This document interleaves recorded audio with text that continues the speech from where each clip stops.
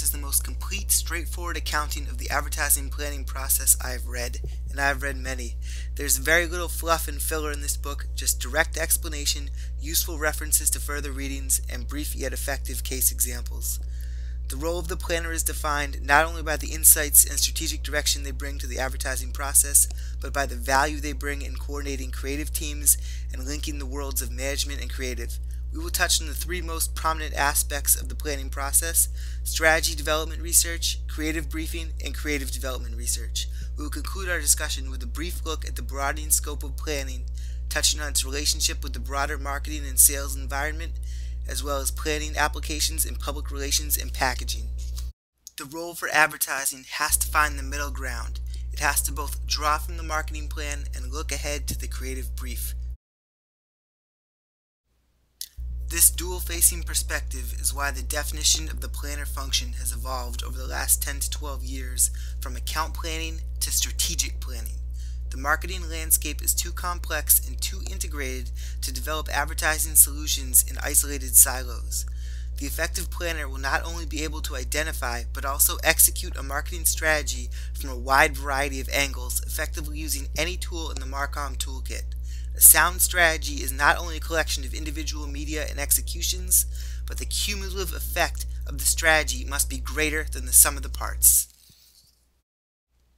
Clearly defined objectives, specific product knowledge, understanding of logistics, supply chain, and distribution issues, knowledge of the power of positive publicity, as well as consumer insights to guide damage control operations, the competition's price point and how it relates to the product's value proposition, knowledge of sales promotion techniques, as well as when and where it is appropriate to use them, expertise in navigating the fractured and diverse media landscape, and of course, superior feel for advertising that resonates with consumers are all necessary for today's elite account planner. The planner must keep the advertising development process on task. In order to develop effective advertising, the planner needs top-quality creative and analytical skills. Advertising influences consumer perceptions, which position brands to fill consumers' needs better than the competition. This is the goal and the structural framework supporting all effective strategies. The consumer context is where the planner lives. The marketing context is the client's territory. A well-trained planner will have a strong working knowledge of the marketing context as a means to greater depth of understanding of the client and their unique marketing problem and how they can effectively bridge the gap between the product and the consumer. But the primary expertise of the planner is in their superior understanding of consumer behavior.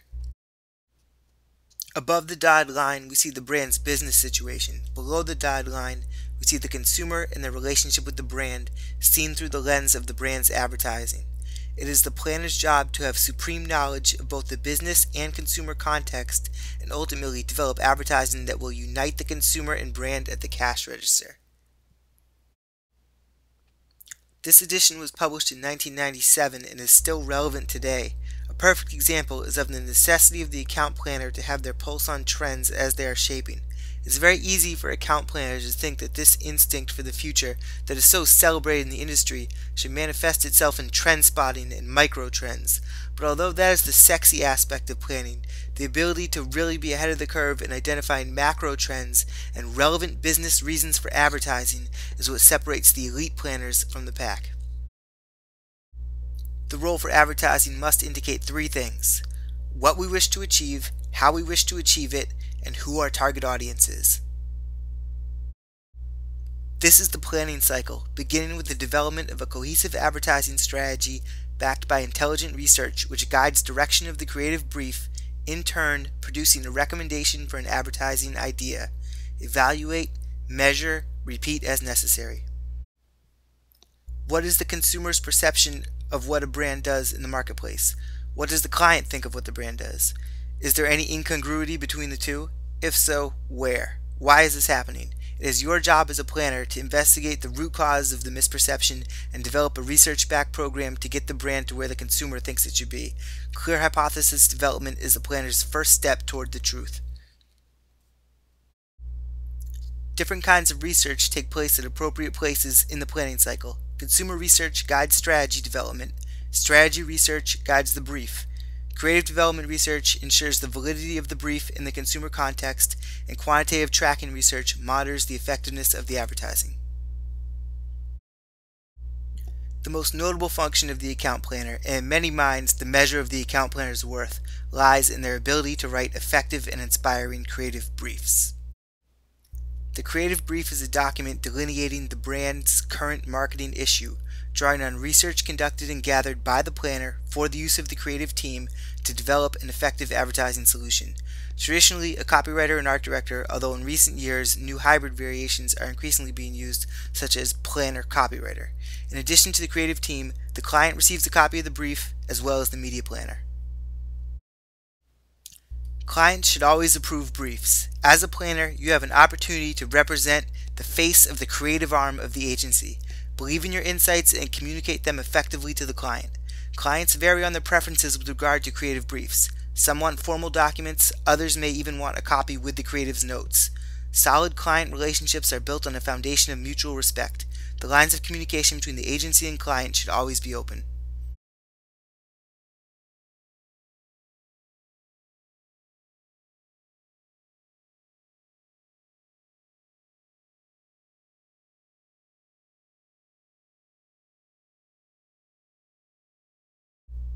The creative brief is meant to inspire the creative team to explore the brand and the role it plays in the consumer's life. The brief is a map, not a list of turn-by-turn directions. A good brief is like a tight outline. It is meant to inspire the creative process, not restrict it, but providing some clear general direction will always elicit the best work from the creative team.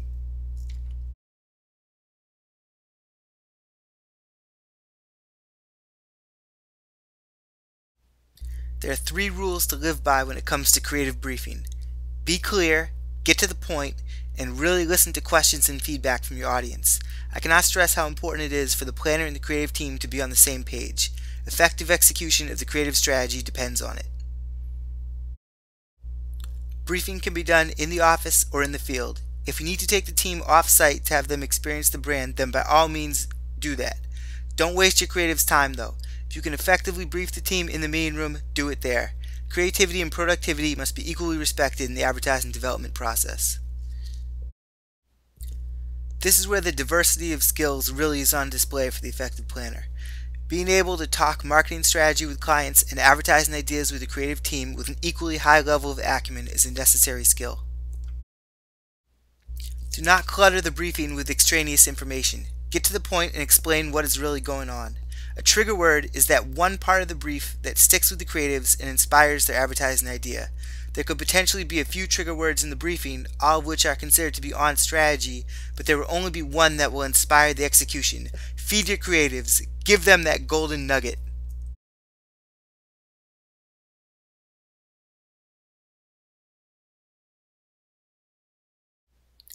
In today's digital and complex media environment, increased interaction and understanding between the media planner and strategy team is necessary to navigate the explosion of digital niche media and cable systems with over 500 channels. In this respect, the media planner's profile has risen dramatically in the last 10 years. What was once viewed as entry-level grunt work in the agency now enjoys a considerably higher profile in the advertising world.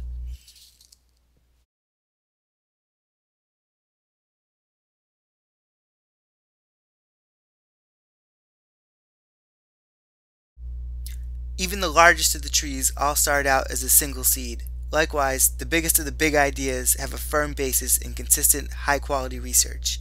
The account planner will be well versed in qualitative research methodologies. Once a strategy is devised, it is researched and tested before the advertisement is produced. Qualitative research methods for advertising planning generally fall under one of 2 categories: early exploratory research into consumers' existing brand perceptions, and market research on the advertising ideas that the exploratory research inspires. The account planner often leads, organizes, and actually moderates qualitative research himself.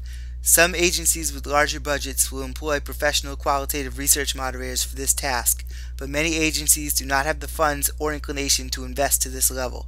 Planners looking to boost their worth and separate themselves from the pack would be wise to receive formal training in all qualitative research methods. Creative development research can take the form of focus groups, mini groups, basically focus groups of a smaller size, typically 3 or 4 people, and one-on-one in-depth interviews. While focus groups containing 7 or 8 respondents are the most common form of qualitative research, Mini-groups are often used for researching teens and kids, and one-on-one depth interviews are most often used for interviewing high-net-worth professionals for products and services in the B2B and professional arena, as well as testing print ads, as alone is the context in which they are usually consumed.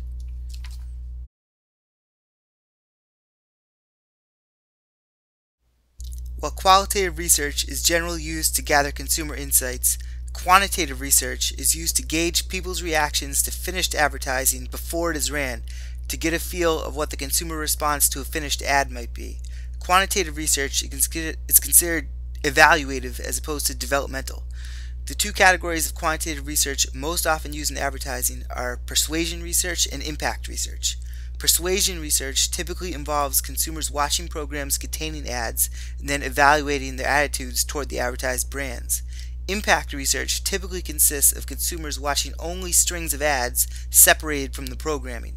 This lack of greater context, it is assumed that engages the viewer in a more alert state, but because it is not representative of the environment they would see ads outside the testing facility, it should only be used if clear objectives for the testing are delineated by the agency and client for some uncovering and predetermined specific takeaway for the brand. There is no one definable metric that can show a direct relationship between advertising and sales with absolute authority. Even in the highly quantifiable digital space, absolute linkages are not present, even where absolute data is reported. Sales effects and consumer effects should be viewed as two complementary pieces of the Marcom puzzle. Defining campaign sales objectives from the start provides the best opportunity for advertising to do its job. This is why the planner's complete knowledge of the client's business is so important. It is this knowledge that will help shape the most relevant advertising strategy and position the planner as an indispensable resource for achieving the client's marketing objectives. The real opportunity for advertising planning's application to public relations lies with the planner's expert knowledge of the consumer. Knowing how consumers feel about the company and the brand can, in times of crisis, make the planner a valuable resource in the area of image management and damage control. Packaging has been defined as a three-dimensional manifestation of a brand's positioning. Design briefing should be visual because the Marcom tool is visual only. Any wording on the package's impact is measured by its reception visually, not by the content of the words. Packaging should work hand in hand with related advertising to reinforce established brand positioning and brand personality. It is the last sales pitch before the decision to buy. Do not be afraid to make an impact.